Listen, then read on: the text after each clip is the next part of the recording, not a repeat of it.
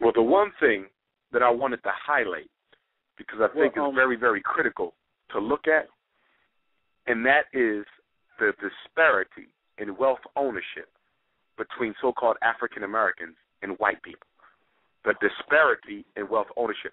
We have to understand something, and Neely Fuller does an excellent job of discussing this, even though he's not a psychologist by training, from my understanding, but he does a good job of talking about psycholinguistics and how the words that are used shape your interpretation of your reality. The white man is master in coming up with words and then using those words to impact the way black people perceive our reality. For example, one such concept is middle class, the black middle class. There is no such thing as a black middle class.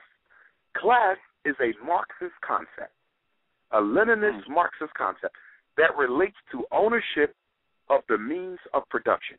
In order to be middle class, you must have access to and control over corporations and institutions. Class is about wealth. What do you own in terms of resources, land, businesses, stocks, material wealth? That's what class is about. Black people don't own a damn thing. We don't have class. We simply have black people who make a little bit more money than other black people. But that does not put them in a different class. When you look at poor white people and you look at the white middle class, what makes the white middle class separate from poor whites? It's because they own things and they are able to live off of residual income.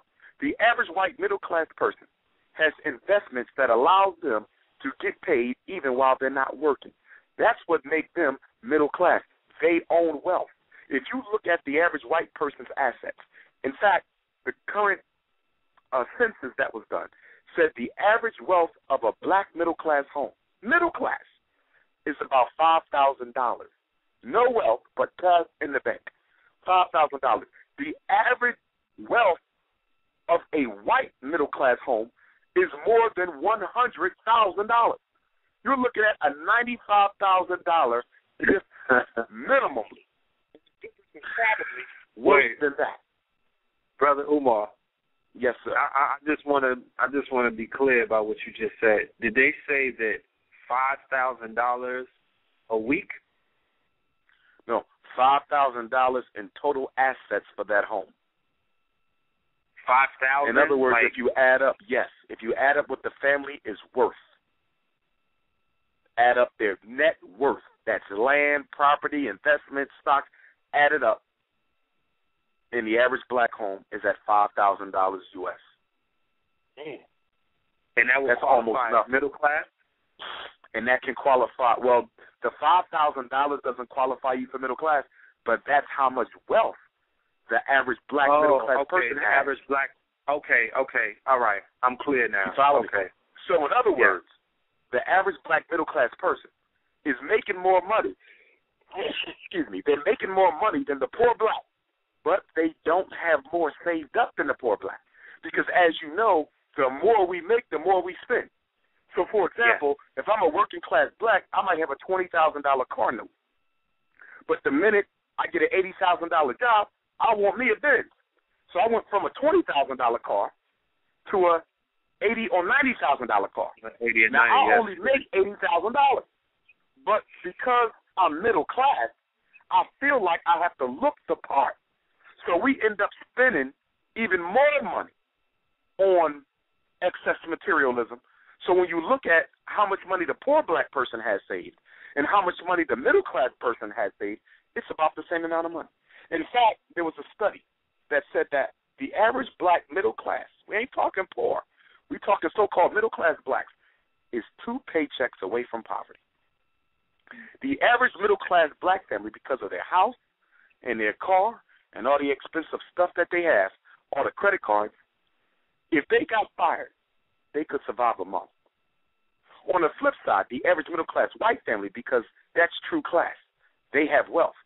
The average middle-class white family could live at least a year if they were laid off of work. At least a year before they would have to start being concerned about how they're going to keep a roof over their head. 12 months.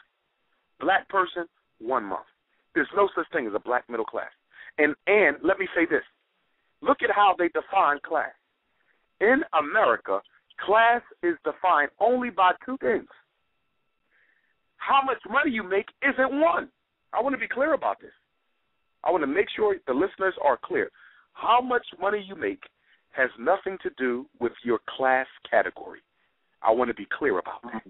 The only two things they look at is how much education you have and your occupation. Where do you work? Let me repeat this.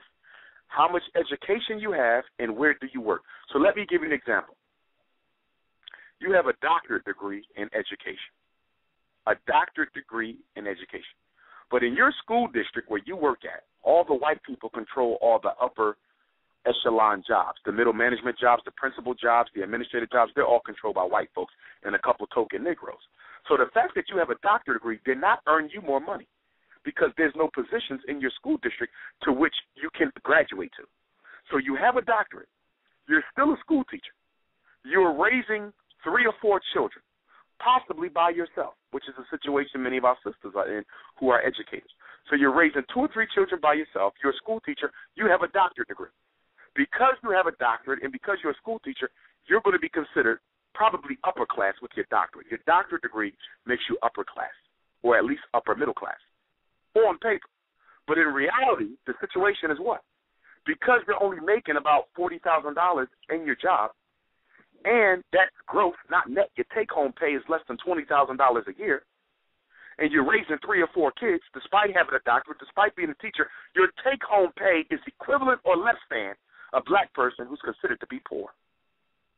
An impoverished black person has the same take-home pay as many so-called upper-middle-class black people. It is the illusion of progress. The same amount of money they have to spend is no different than a poor black person. They're identical in terms of actual net pay that comes home. But because they have a doctorate and because they're a school teacher or a physician or an engineer or a counselor or a school nurse, okay, they're automatically considered middle class when the truth of the matter is they're just as broke as the people in the ghetto.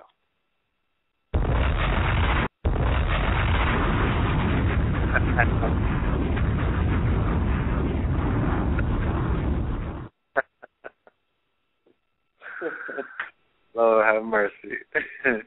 Collect your Gucci bag is going down. That's interesting. My eyes are wide open right now. Now, okay. We saw the spending report for black people, and I think this was the 2011 spending report. 2012 might not be out yet.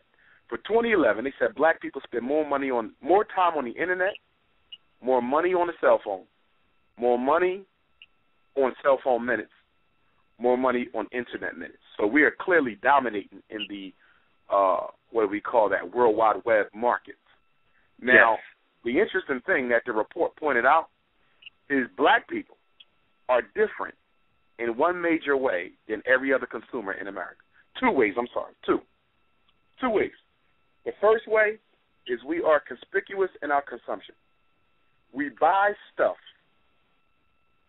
not because we need it, but because it is available. This was one of the biggest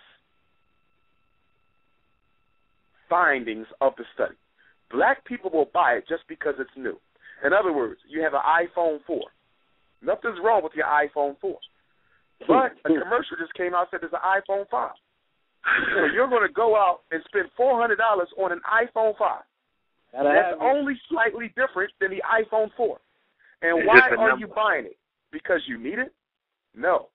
You're buying it because it is available. The study said black people are unlike everyone else. Most Americans buy things when they need it.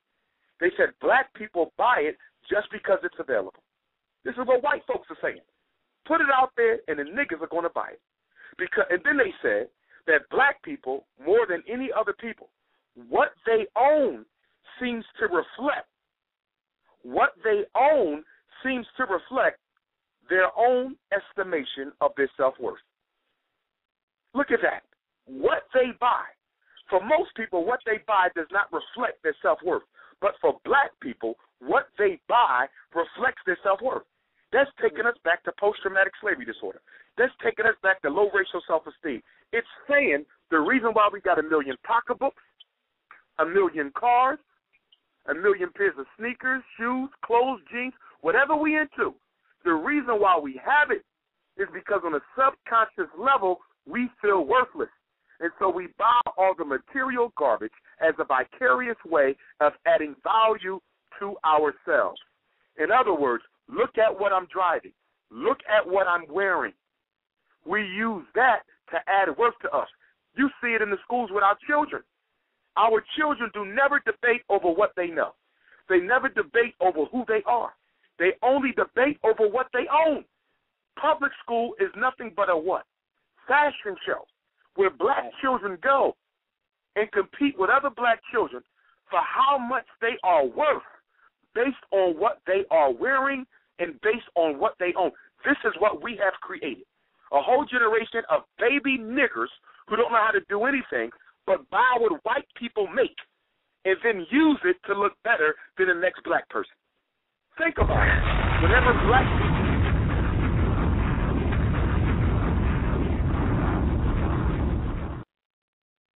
whenever we are congregated, what do we do when we're congregated? In the average black event, they stare each other up and down. The fellas look at each other to see how well they dress. The ladies look at each other to see how well they dress. And this is grown black people. The children have it even worse.